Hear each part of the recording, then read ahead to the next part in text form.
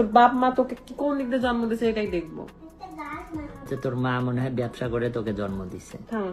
MD সোহেলের বাচ্চা, ছোট লোকের বাচ্চা, তোর তো কোনো কাজ নেই, তুই তো ভিক্ষা করিস রে, রাজশাহী মেডিকেল সামনে ভিক্ষা করিস।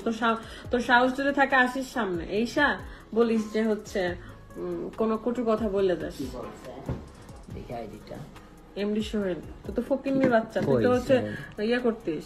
কোথায় চলে গেছে, আমি এটা তো কমেন্ট আসতেছে না, এখানে না, আমি এখানে দেখতেছি।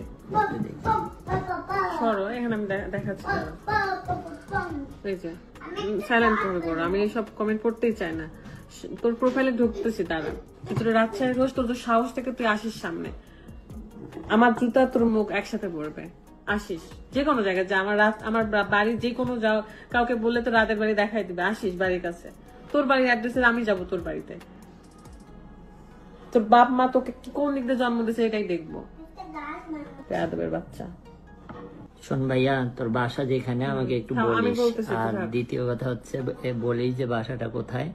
আর দ্বিতীয় হচ্ছে তোর মা মনে হয় ব্যবসা করে তোকে জন্ম দিছে। থামো যাও।